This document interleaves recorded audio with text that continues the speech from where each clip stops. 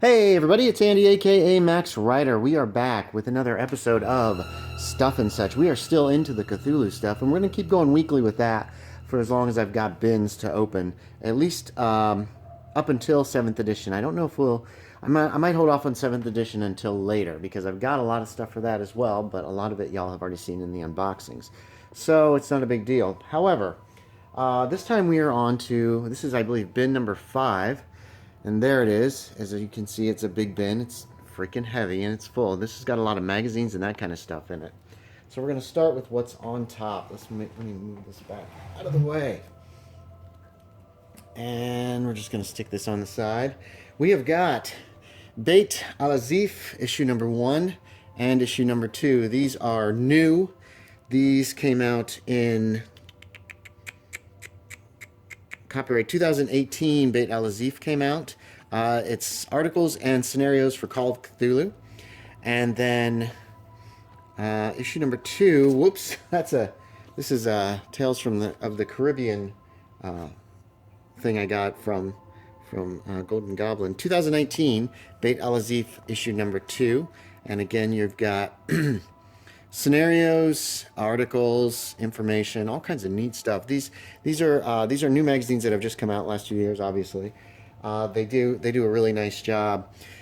Arkham Gazette. This is issue number 0 by Brett Kramer, and this came out in 2013 and was revised in 2016. Brett has published several of these, and again, oh my gosh. I've used that picture. I found that picture online and I used it for somebody else. A lot of good information in these. Amos Goodrich Cemetery, Highways of New England, deep background, the Ellsbury Pike, Curtis Sloan. Just wonderful stuff that focuses on Arkham and Lovecraft Country. Arkham Gazette number 1 was focuses on Arkham. You can get these on Drive-Thru RPG. You can get PDFs, and you can get the hard copies on print on demand.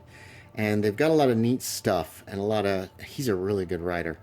Some extra locations in Greater Arkham, that kind of thing. Issue number 2 was Innsmouth, and it's a little heavier. This is a bit bigger. It, I believe, also deals with Newburyport. I think he did an article on that. Penape Scripture, Sacred Cod. Maybe it was the next one that deals with Newburyport. I remember reading that article and I was really impressed with the nice Guide to Newburyport, page 65. I was really impressed and really liked especially the map that he gave. There were a couple maps in here. I thought there were a couple maps. I don't know. Maybe I'm misremembering. It's great stuff. And finally, issue number 3, Witches and Witchcraft, which is very cool. And has a bunch more, just a lot of good stuff. Now, I believe, let's see, this one came out in, there it is, Sentinel Hill Press, 2015. I think he's working on issue number 4 as we speak. Also here in the top, we have Low Country Crawl. So this is a Southern Gothic RPG zine. This is oh, this came with it. Kintsugi is a little mini RPG. What is this? And I think that's the card of the person who did this. This was an all the print on demand, and it's just got ideas and stuff that you can use, and I thought it could come in quite handy for down darker trails. This is also in there. My friend Troy sent me this, and basically these are Scooby-Doo stand-ups, which I could probably find some use for in the near future. But we're going to put that aside for now. On one side of this, what do we have? What else is in here? There's a lot of stuff in here. What is this? Here's a piece of paper. Oh, these are minis. Lists of minis, but you know what? It doesn't say where they're from or anything. I got this at a con, and I have no idea. I could probably look that up. Bootstrap Press. What is this? Not sure what this is either. Sorry. We've got okay, we've got Adventures Unlimited, issue number 4. If I remember correctly, there's a Call of Cthulhu scenario in this magazine. Most of this is going to be magazines, by the way. There's going to be a couple of other things. Twilight 2000, Man of War, Underground, Call of Cthulhu, Cyberpunk. What was it that I was looking for in this one? This was put out in...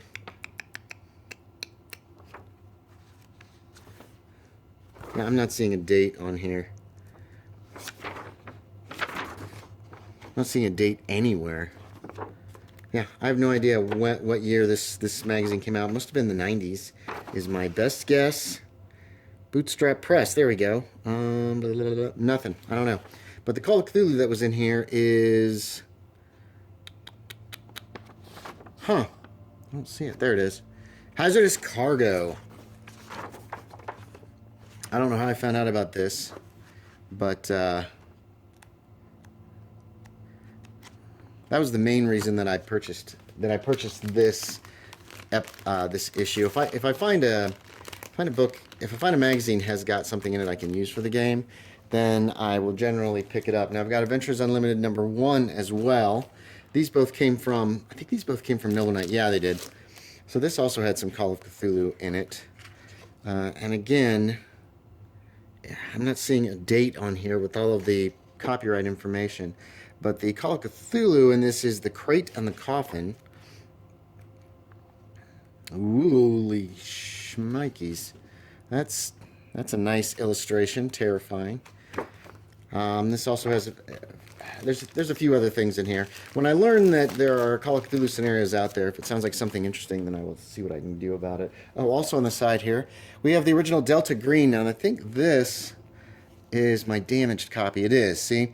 I need to get somebody to repair this for me. And if you have any ideas about who I could contact, I haven't been able to find anybody locally. This is the original Delta Green. Fantastic book.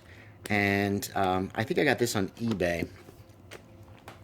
And then we've got Breakout Magazine. Dun dun dun! Breakout Magazine.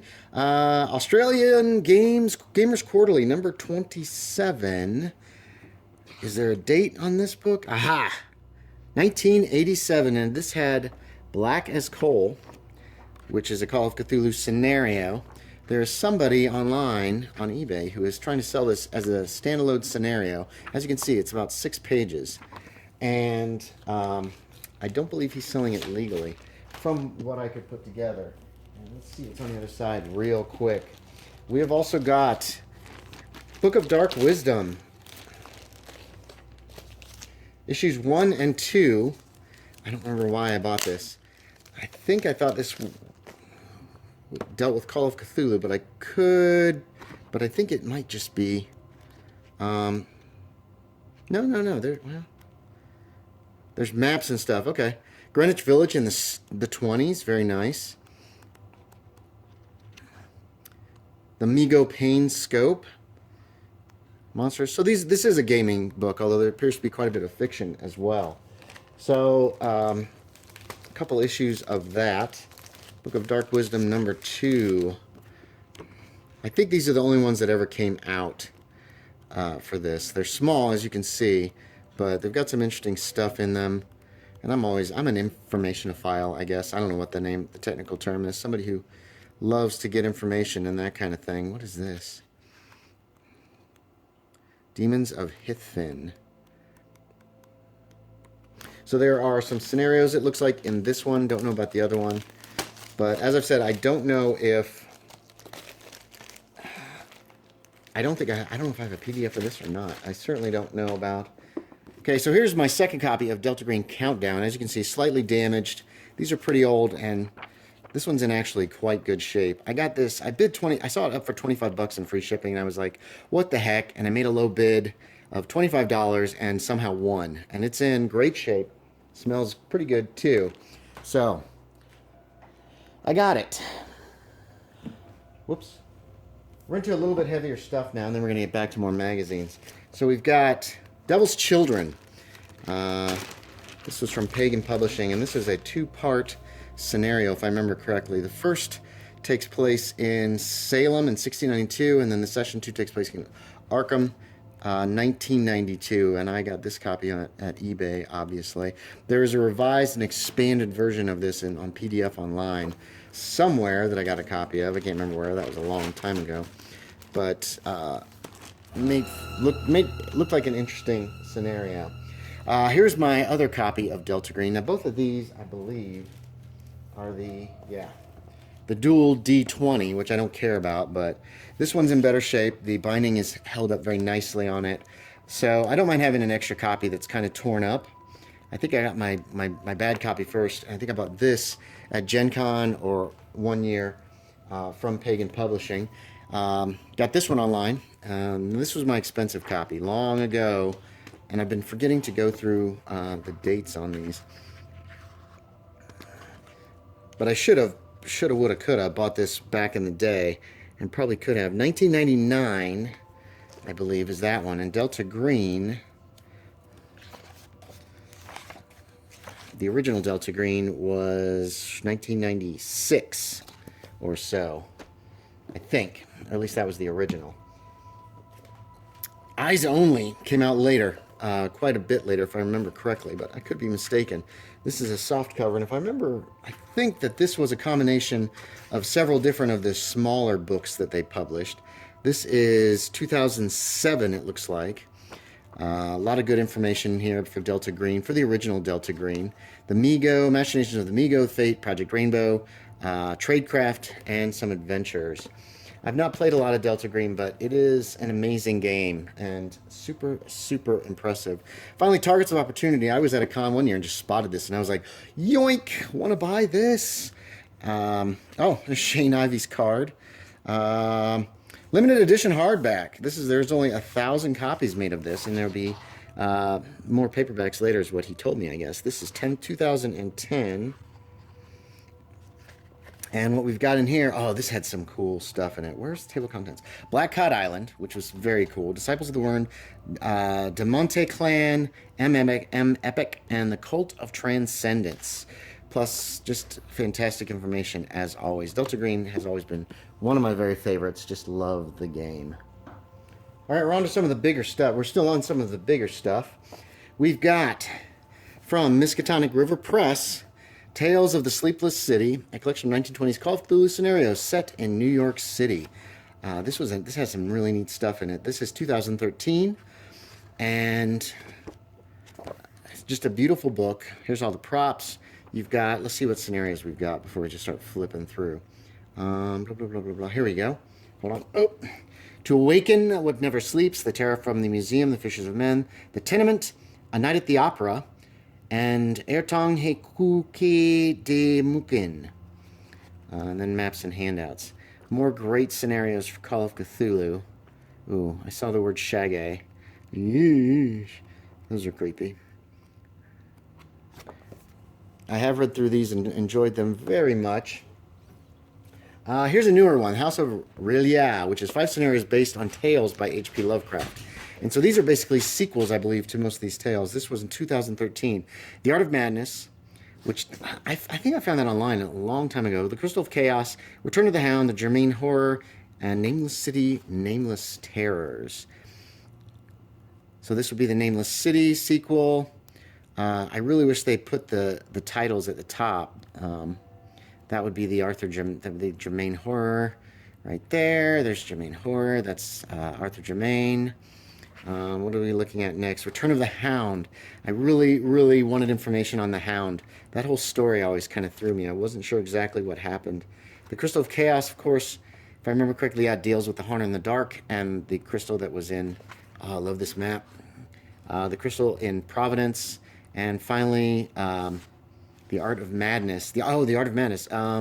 This, I believe, deals with Pickman, who did all those terrible, frightening paintings. Canis Mysterium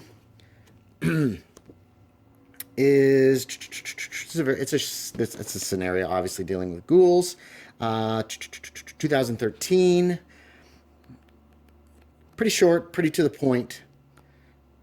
Interesting art. Not a bad one. I have read it. Don't remember what it is about exactly. Ooh, okay. So here's some of my favorites. Now I've got 2 copies of this because one of them I keep with my regular game stuff. The Investigator Weapons Volume 1. This is a wonderful book, invaluable, and it was made for 6th edition, but could easily be transferred to 7th with just super simplistically. I love Call of Cthulhu and the fact that they have not changed significantly the rules over the years. You've got handguns, you've got shotguns and rifles. There are submachine guns, handguns, rifles, shotguns, submachine guns, machine guns, ammunition and accessories, flamethrowers, explosives, and a keeper's appendix with how to use them all. The sequel to that was Investigator Weapons Volume 2, Modern Day. Another beautiful book, wonderfully illustrated with a ton of photographs of all these weapons that you can use for your modern Call of Cthulhu games or any BRP game. Actually, they work for all of this. This is just a wealth of information with all kinds of great stuff in it. Information on laws in various countries on owning various weapons. Let's see, handguns, rifles, shotguns, submachine guns, machine guns, grenade launchers, rocket launchers, ammunition, gadgets, and gear. This is 2014. Let's check Investigator Weapons. This came out in 2012. These are wonderful books, invaluable for Call of Cthulhu. And finally, in this little batch, we have, I think this is from Arc Dream Publishers. These are the inheritors of Pagan Publishing. The Sense of the Sleight of Hand Mana. This is a Dreamlands campaign. So you end up in the Dreamlands and you have to try. You're trying to get out. You're trying to get home, but there are those working against you. This came out. Good question. When did this come out? This came out in copyright 2013. It's a great story, and it is as much just a tour of a good portion of the Dreamlands as it is a scenario. So there's so much worthwhile information in here for the Dreamlands. Get it. Go out and get it right now. Now we're more into the magazines. Call of Cthulhu, those who produce magazines for Call of Cthulhu generally tend to produce big books. These Worlds of Cthulhu were on sale at, I got these at Gen Con one year, and the cover is, I think they were like $15, and I was like, what? I'm not buying that. So several years I saw these up, and I finally was like, I should just buy these.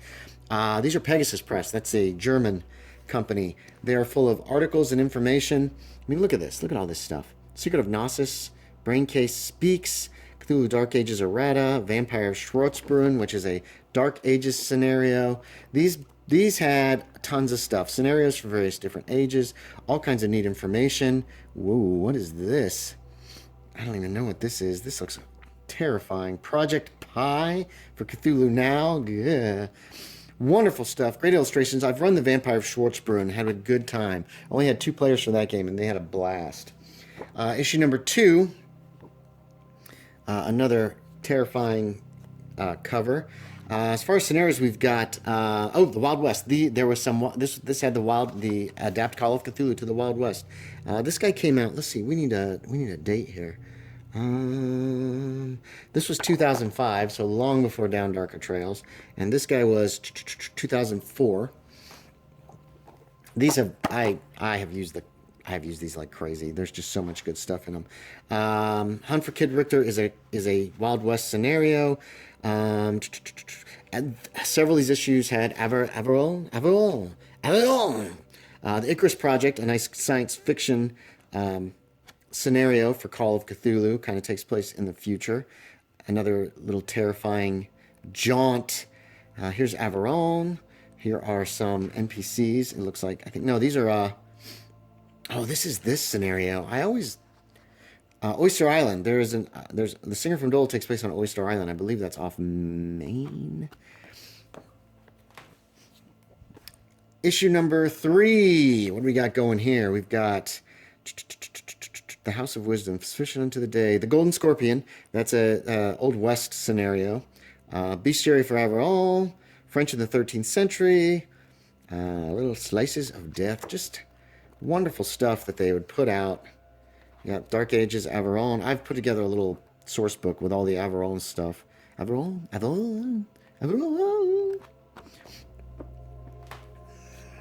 Oh, I have 2 copies of that.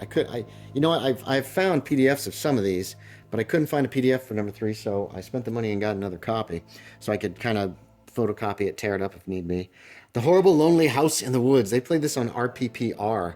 It's a terrifying little scenario. We've got, what do we got? Cthulhu, the Black Cat, more Averone, Little Slices of Death, American Police Weapons, Electric Hoedown of the Atomic Reptile, Bikini Women in 3D. I'm guessing that's a 50s one.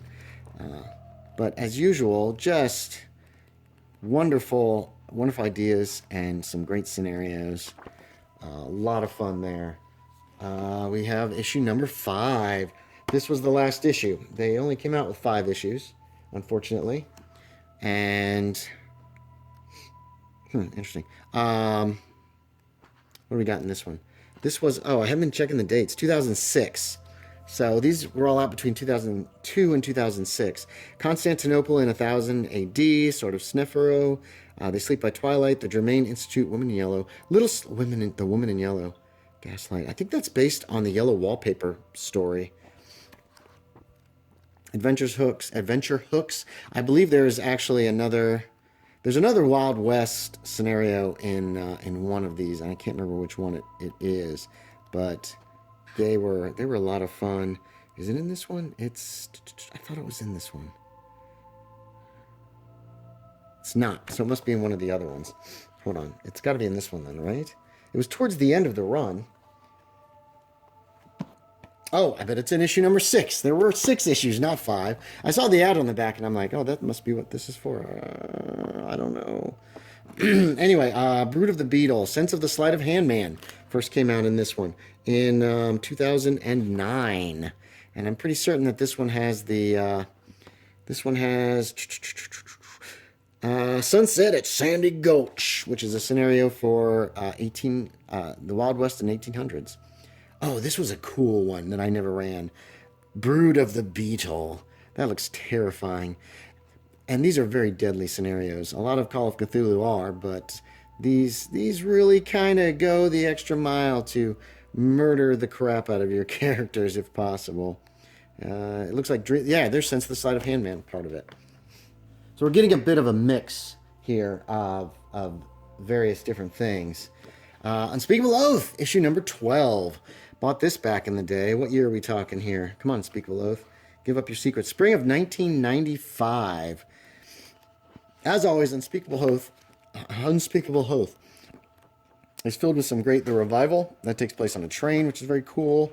I haven't used it yet. This is scary. Oh, Roadkill. I've run this game. Who wrote this? Jeff Tidball. I ran Roadkill. It takes place in Minnesota. It's very well done. And all of the Unspeakable Oaths had a lot of great stuff in them. I didn't get on board collecting these until later on. So we've got issues 16 and 17 here. If I remember correctly, this one has... does it? I'm not sure. One of these has a Boston source book, a very short Boston source book. See No Evil, a Call of Cthulhu scenario for Delta Green. They even have the Delta Green like layout, which is really nice. Mysterious Manuscripts. Oh, there's Punitive Measures. Takes place during the Punitive Expedition around 1914 when American soldiers went into Mexico looking for Pancho Villa illegally. Well, we're Americans, you know. We can do whatever we want. Tales of Terror never really did a whole lot for me. The Deceivers. Simply because I really want to have the answers. There we go. The Boston Handbook. Look at that. That's gorgeous, isn't it? That's such great art. That was one of the reasons I wanted that one. What else we got here? Now, this is when I started. I think around this time is when I got a subscription. And unfortunately, we've got December 2010. Unfortunately, it didn't last very long after this. I don't think they're making Unspeakable Oaths anymore. But I got a subscription so I wouldn't have to like hunt them down. I could just have them. And the subscription also came with PDFs, which was really nice. Here's issue 19, March 2011. A lot of good stuff in these. Henry Darger's second novel, dun dun dun, The Brick Kiln. A lot of short scenarios, a lot of ideas, artifacts, books, monsters, just the whole gamut. Number 20, June 2011. They'd come out 1 or 2, maybe 3 a year, I think, if I remember correctly. The art was always a lot of fun to look at, and they always had a lot of the assassins there. They had a lot of interesting information. Plus, every once in a while, they'd have some. This is She Just Couldn't Stay Away. No, no, that's a modern Call of Cthulhu scenario. Deals with cats, if I remember correctly. Number 21, July of 2012. This was about a year later. And like I said, they came out somewhat infrequently, but they had so much great stuff in them. What do we got? 22, January 2013. So half a year, 6 months later. And I know I've read all these, but it's been 2013. I would read them when I got them, and then I would tuck them aside for the time being. Number 23, August 2013. So right now there are 2 per year. Some reviews. What else have we got here? Building an Elder God. I'm surprised I haven't seen that yet. Ad for Cthulhu Invictus. I'm actually running out of room here. Hold on. Issue 24, July of 2014. So that was a year later. The Cult of A. Wonderful, wonderful stuff in here. A lot of fun to read all this stuff too. And I remember this, that was neat. So, okay, so I have a thing. If it's a haunted house or something, I love having a map, but I also love having like the profile. And if I've got a picture, that's even better. And this one had all 3. That little hiccup was me pausing the video while the phone rang and nobody left a message, as usual. So, what else have we got here? We've got Unspeakable Oath number 25. I believe this is the last one that they published so far. July of 2018, if I'm mistaken. Somebody let me know and give me a link on how to, on getting in touch and buying some of these. Die Nachtbruder, The Third Man Factor, Operations Stop Repo. They've gone color, as you can see by now. I still prefer black and white, to be quite honest. The Spawn of Tlekenaka. Yeesh. Interesting. A lot of spider stuff in this one. And finally, in this little bunch, we've got Different Worlds Magazine, issue 34, June of 1984. Why in the world did I buy this? I'm guessing this has some Superworld stuff in it. DN Agents. Are these guys set up for Superworld? Champions, stats. Stats for Superworld. I really doubt there's any, wait a minute, what's this? Oh! The Crystal of Chaos. There is a scenario for Call of Cthulhu in here. Very cool, very cool. So that's DN Agents there on the end of that long pile. I don't know why it's in a plastic wrapper. It probably doesn't need to be. Oh gosh, way off the screen here. All right, we're almost done. We've got 2 more little bits to go. We're going to start with No Security. This is Caleb Stokes, one of my favorite game writers, to be quite honest. He's amazing. From Hebanon Games is his company. This is several scenarios that take place during the Great Depression. I believe he was giving these away for free or pay what you want online, and then he had them bound and published, and I was like, yes, please. The Wives of March, Bryson Springs, Revelations, The Red Tower, and Fall Without End. And I believe they've played all these on Roleplaying Public Radio, so you should check them out. Wives of March deals with immortals, essentially, people that they can die, but they don't. Weird. Bryson Springs deals with fishers of men. Revelations, I don't remember. Oh, Revelations, I believe, is a whole town working against you. Red Tower is butcher shops in the 20s, or the 30s, actually, because this is during the Great Depression. And Fall Without End, I think, takes place on K9. Yeah, there's something lurking up there. Mount McKinley. The summit of Mount McKinley. So there's Red Tower. And these are a lot of fun. I like how Caleb has put together Revelations takes place in a town, and I believe it's they're following through with the biblical prophecy in their little town, and of course that's going to turn out terribly. The Wives of March. Gah. This is a great scenario. It's a great idea. It's a horrifying concept, in my opinion. Oh, now we're into monographs. Primal State. Oh, when was this published? Hold on a sec. I keep forgetting to do this, and I think it's important to have that information, to be quite honest. This was 2013. So that's Caleb Stokes 2013. Now we're into monographs. I think monographs are going to fill most of the rest of this up. Primal State is about Vermont, 1925 to 1930. It's one of the Miskatonic University monographs. I did not buy many of these because many of them weren't very good. 2007, Jeff Mueller. And this is a short campaign. In addition to know your current characters, Vermont, some information on Vermont in the 20s, plot seeds, mythos stories, Native American legends, and then we've got, and then the sap keeps running. The sap keeps running and scattered, and then towards the end we've got a miniature campaign with I think 4 things that happen to you when you're traveling through Vermont. This was wonderfully put together. A lot of great illustrations in this one, which some of the monographs you don't find that. They're just not well put together. Kingdom of the Blind. This is Guide to the United Kingdom in the 20s and 30s, which is cool. I like having information on stuff like this, and I saw this and decided to get it. We've got just all kinds of things. Plus, you've got a couple scenarios at the end. I picked and chose my monographs very carefully because they weren't super expensive. This was $21.95, but at the same time, I wanted to have some of the best ones.